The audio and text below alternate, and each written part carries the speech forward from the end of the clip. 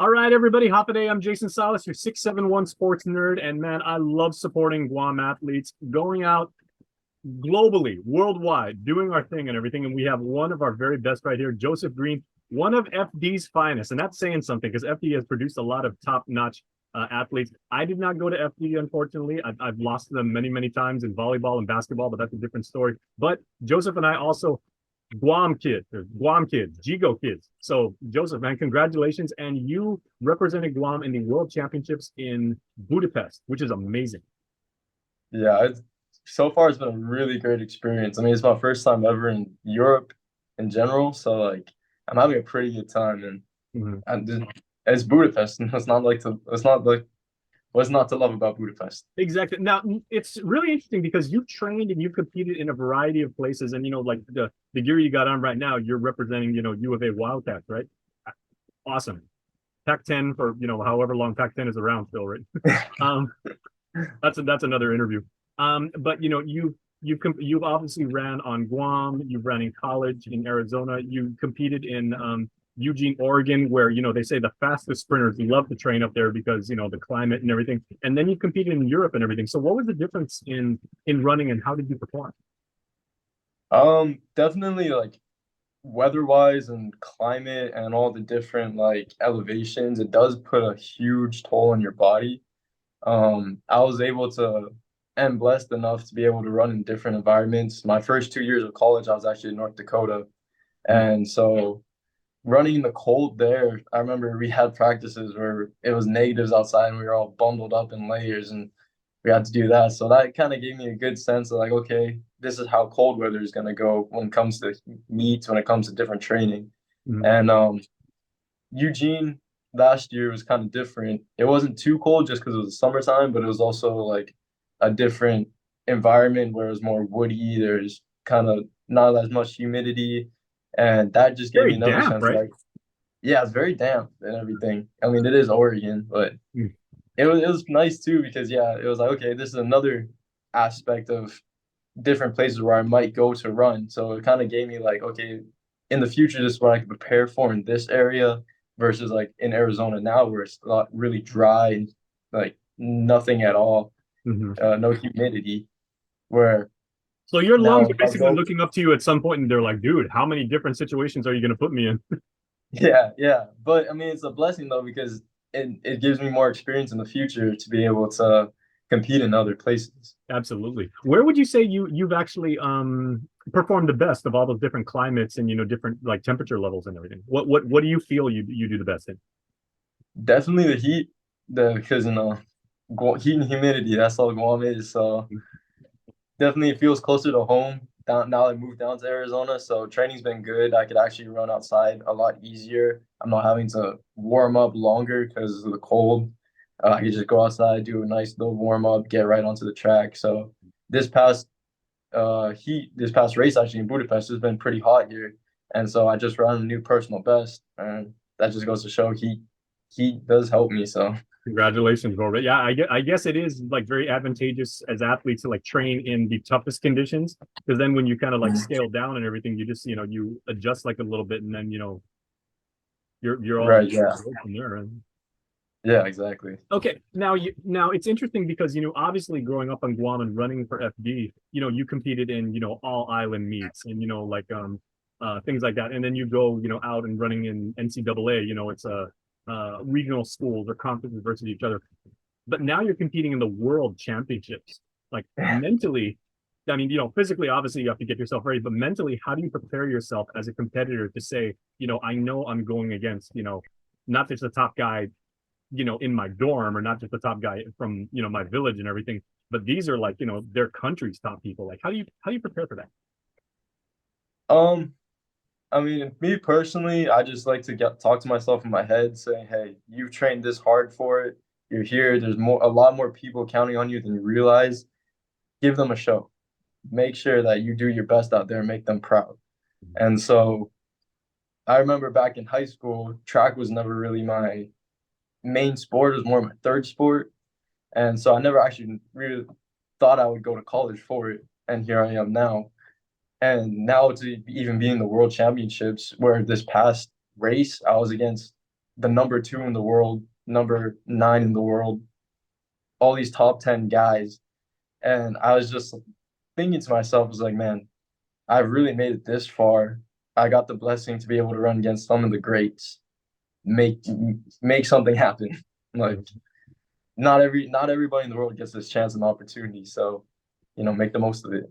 Now, what does it feel like? Because I mean, they talk about like a runner's high, right? Typically, that's for like the cross country guys or the long distance runners. But as a sprinter, you've got this incredibly tiny little amount of geography to cross in an insanely fast number of amount of time you can. Tell me about like maybe like the runner's high that you got when you hit like your personal record and you performed like faster than you ever had before. Yeah, so in my opinion, like sprinters, they get their runners high as soon as they get into their blocks, because that's when everything just rushes right into you, and you're like, all right, this is where I got to give 100% max effort for 10, 20 seconds if you're doing the 200 at a time. And you could kind of feel it a little bit once you get into your top end, like your top end speed, and you get up out of your drive phase, and you're like, okay, I'm feeling great. I'm feeling good. I can push it a little bit more. But me personally, I kind of get excited and I get my runner's high when I clear the tunnel and I just hear the crowd. The crowd really pushes me because, like, track back home, we didn't really get too big of a crowd when I was in high school. We kind of get But a you big did go crowd to now. FD, and I can tell if you feed off the crowd, yeah, I can tell you represent Friar Nation Yes. because I mean Oh FD yeah. crowds they travel well. They have your back no matter what. I mean that's like three generations. Your grandpa will show up and cheer for you. Oh yeah. Yeah. We get us boys. We get rowdy in the crowd for FD, So especially you with so the you drum feed and them. everything. Oh yeah, I feed off the crowd a lot. Mhm. Um, and that's definitely something that not a lot of people realize track athletes do. They feed off the crowd. Mhm. And so the louder the crowd, the more we're feeling loose, the more we're feeling ready, energized, and we're just pumped and ready to go. Okay, now at the World you ran in the 200 meter, right? And then when you're competing, well in the World you actually ran the 100, and that's where you got your PR, right? I did, yeah. Okay, So in Eugene, I ran the 200 meters, but then this past one, I ran the 100. okay. Are you looking ahead at Paris next summer and trying to make like the Guam track team if we can qualify and everything and compete as an Olympian? Oh yeah, definitely. Like being an Olympian has always been my dream. Even when I was young, playing soccer, it was my dream to be in the Olympics playing soccer. But now that I've kind of moved away from soccer, it's more I want to be an Olympian for track. Mm. And yeah, hopefully like I could hit a good qualifying time and be able to actually say, oh, I qualified for the Olympics rather than saying, oh, I've just been chosen for the Olympics. But either way, like if I do end up becoming the athlete chosen, it'd be a huge honor, a huge blessing to be able to. But that's definitely a goal in the future. Well, you got In the my near, endorsement, bro. I mean, like Ghost Green represent. We would love to watch you like walk into, wearing the Guam colors, like in the opening ceremonies. I mean, like I'm 49. I've watched like a bunch of Olympics in my day since like 1984. I still tear up and everything every time I see like opening ceremonies, especially when I see the flag of the place where I grew up. oh What was yeah, that no, like to actually compete in Budapest and actually know that you're not just representing your college or your high school but your community and your island. it's like I said, it's a huge blessing. Like Guam has given me so much growing up, and like to be able to represent the place that you call home and the people who you consider family, because Guam's a big family aspect. Everybody's family there. So I'm basically representing my home and my family. And oh, sorry, got notifications. No worries, you're good. Yeah, no, but to be able to represent my home and my family is just a big blessing because I know that there's people that stayed up super late to watch me this last race. Just my family, my friends, and as soon as I was done, my phone was blowing up like congratulations and everything. It's a it's a good feeling to know that like you have a whole island behind your back and everything. And I Okay, just appreciate everybody. now since you are a world class sprinter, Joseph, I got a couple of questions because I'm just an old volleyball player, right? I know the way that we train and we get certain muscle groups ready and everything, and the way we would always like before a tournament we would like carbo load, right? So it would like eat a Mhm. whole bunch of pasta, a whole bunch of like bread and everything, and that should get you through at least the first couple matches, right? as a sprinter, um, how do you balance your nutrition and training and everything? Because everybody got inspired by Michael Phelps in the last couple of Olympics, and they're like, oh yeah, he eats like 8,000 calories a day because he's burning 12,000 and every. But I mean, not everybody Yeah. trains that way. So, what's your diet like when you're training? So I was actually blessed at U of A to have a nutritionist, and they every other week we have nutrition meetings and everything.